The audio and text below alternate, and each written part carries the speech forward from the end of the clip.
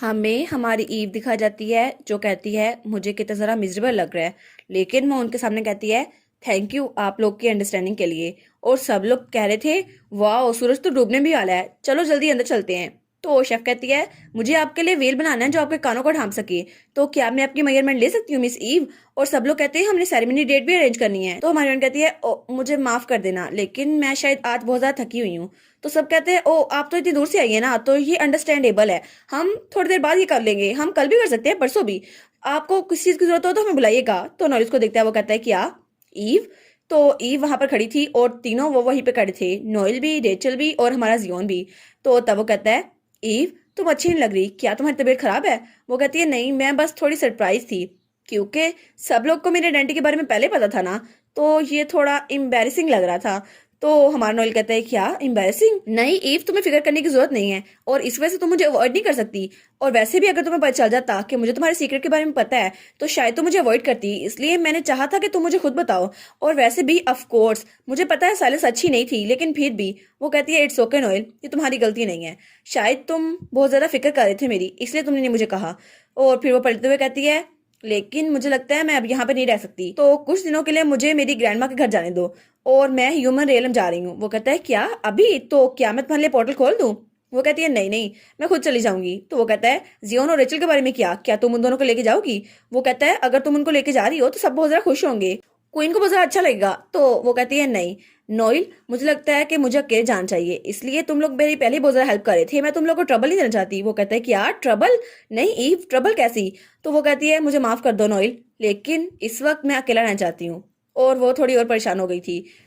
तो नोएल भी बिल्कुल खामोश था। तब ईव कहती है मुझे पता है मैं ये कहने के लिए क्वालिफाइड नहीं हूँ, लेकिन मुझे लगता है मेरे दिमाग में नेगेटिव थॉट्स आ रही हैं और शायद इसी वजह से मैं उनसे स्ट्रगल कर रही हूँ। मुझे पता है ये सब कुछ ऐसा नहीं है लेकिन फिर भी मैं अकेला रहना चाहती हूँ।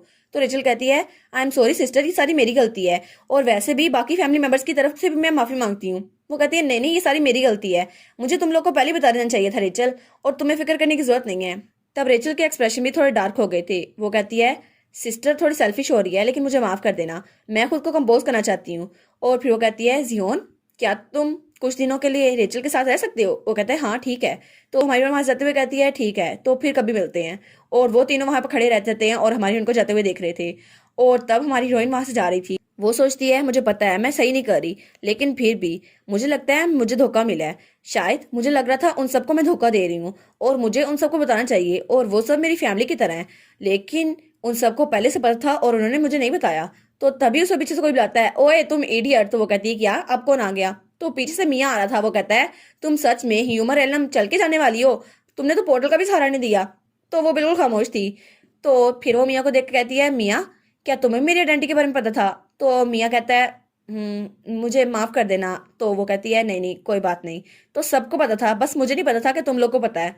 तो मियाँ कहते हैं हाँ लेकिन ये बहुत जरा ऑकवर्ड लग रहा होगा ना कि तुम ड्रैगन बहन भाइयों से अपने लिए राइड मांगो, तो मैं तुम्हें राइड दे देता हूँ और तुम्हें अकेले जाने की जरूरत नहीं है। तो वो कहती है नहीं तुम सही कह रहे हो, मैं कोई भी चीज अकेले नहीं कर सकती, ना ही वहां जाना और ना ही कुछ और, मुझे तुम्हारी मदद की जरूरत है। तो वो कहते हैं नहीं मेरा ये मतलब नहीं था। वो कहती है हाँ मुझे पता है, लेकिन इस वक्त मुझे लग रहा है मैं बहुत ही ज्यादा अजीब हूँ और मैं बहुत ज्यादा पठैतिक लग रही हूँ। तो तब वो मियाँ के कालीन पे बैठ के वहां से जा रही थी ह्यूमन रेलम और फिर से हमें ह्यूमन वर्ल्ड दिखा रहता है। तो क्वीन कहती है मुझे पता था कि तुम मुझसे मिलने दोबारा आओगी, लेकिन मैंने कभी एक्सपेक्ट नहीं करा था कि इतनी जल्दी आ जाओगी। तो हमारी हीरोइन के हाथ में वही ताज था जो उसके लिए रेचल ने बनाया था।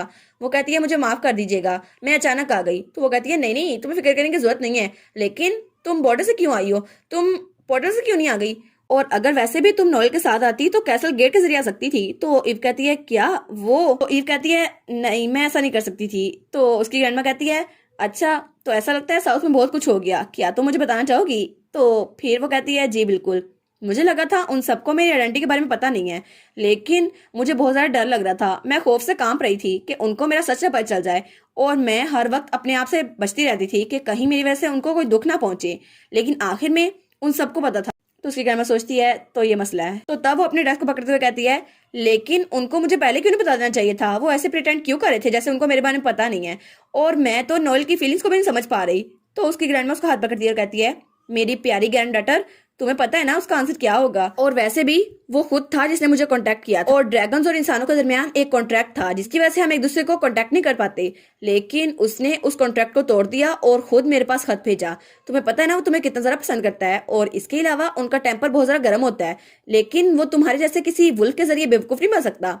तो हमारी कहती है क्या नोएल की पर्सनैलिटी बुरी है, लेकिन जो नोएल मेरे साथ था उसकी पर्सनैलिटी तो बहुत ही ज्यादा अच्छी थी। वो तो बहुत ज्यादा काइंड था और उसने तो बहुत ज्यादा अच्छा ध्यान रखा था मेरा। तो उसकी ग्रैंडमा कहती है मुझे लगता है मेरे ओपिनियन में तुम चाहती थी तुम खुद उसको बताओ। तो वो कहती है क्या।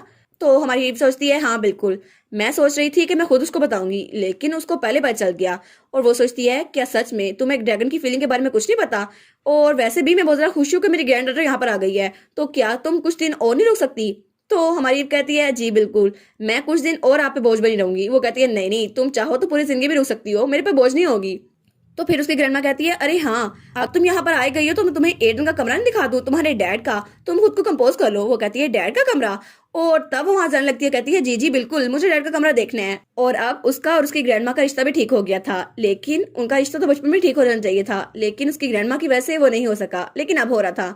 और दूसरी तरफ सीन चलता है और हमें साउथ दिखा रहता है, वहां पर नोएल खड़ा था और उसके हाथ में एक लेटर था जो मिया ने भेजा था। उसमें लिखा था तुम्हारी कंपेनियन ह्यूमन एलम पहुंच चुकी है और अब तुम्हें उसकी सेफ्टी की फिक्र करने की जरूरत नहीं है। तो हमारा नोएल सोचता है तो फाइनली तुम सेफली पहुंच गई, लेकिन वो सोचता है ये पहली बार था जब मैंने उसके चेहरे पे ये एक्सप्रेशन देखा और मुझे पता है ये मुझे पसंद नहीं है, लेकिन फिर भी उसने कहा था मैं उसे अकेला छोड़ दूं। और ड्रैगन्स वो चाहे कुछ भी कर ले, वो अपने कंपेनियन की बात नहीं टाल सकते और चाहे कुछ भी हो जाए मैं तुम्हारी बात कैसे टाल सकता हूँ ईव। तो फिर से वो उस खत को देखता है तो तब उसकी आंखों से आंसू निकल रहे थे। वो कहता है अब सिर्फ एक ही कंक्लूजन है कि मैं तुम्हारे पीछे आऊं और तुझसे माफी मांगू, शायद इसी वजह से तुम मुझे माफ कर दोगी, लेकिन चाहे कुछ भी करना पड़े मैं तुम्हारे पीछे जरूर आऊंगा ईव, क्योंकि मैं तुम्हारे बगैर नहीं रह सकता। और तब उसकी आंखों से आंसू बहुत तेज से बह रहे थे। वो कहता है प्लीज ईव प्लीज तुम्हारा दिल मेरी तरफ वापस पलट आए। और तब वहां पे बारिश भी हो रही थी और वो भी रो रहा था। वो कहता है ईव प्लीज चाहे मुझे कुछ भी करना पड़े प्लीज मुझे छोड़ के मत जाना, और सिर्फ तुम ही हो मेरे पास जो मेरे लिए बहुत ही ज्यादा इंपॉर्टेंट है, और इस बार मैं दोबारा से तुम्हें खोना अफोर्ड नहीं कर सकता, इसलिए प्लीज ईव प्लीज वापस आ जाओ। ओहो मैं तो हैप्पी एंडिंग का इंतजार करी थी, लेकिन लगता है अभी कुछ सैड एपिसोड्स चलनी है। लेकिन बेचारी ईव तुम अपनी सैडनेस से बाहर निकल आओ ना प्लीज, और नोएल जाके उसे मना लो। और वैसे भी पूरा हफ्ता लगता है न्यू एपिसोड आने में, इतनी देर हम इंतजार नहीं कर सकते, प्लीज थोड़ी सी एपिसोड्स में हैप्पी एंडिंग करवा लो ना प्लीज प्लीज। और अभी तो तुम लोग की शादी भी देखनी है हमने, और कितना मजा आएगा ना जब टाइम स्किप होकर हमें रेचल और जियोन की शादी भी दिखाया जाए, फिर तो स्टोरी परफेक्टली हैप्पी एंडिंग की तरफ चली जाएगी। आप लोग को क्या लगता है कि इस मानवा की और कितनी एपिसोड्स आएंगी? मुझे तो लगता है जल्दी खत्म हो जाएगा, लेकिन प्लीज बस हैप्पी एंडिंग हो इसकी। और इसी के साथ ये वाला पार्ट यहाँ पर ख़त्म। तो आप लोग बताइएगा आपको ये पार्ट कैसा लगा। प्लीज़ लाइक करिएगा, कमेंट करिएगा और शेयर करिएगा। और जो न्यू व्यूवर्स हैं काइंडली वो चैनल को सब्सक्राइब कर दें। और पिछली वीडियोस का लिंक आपकी स्क्रीन पर नज़र आ रहा होगा, तो काइंडली उनको भी चेकआउट कर लें। Thank you so much.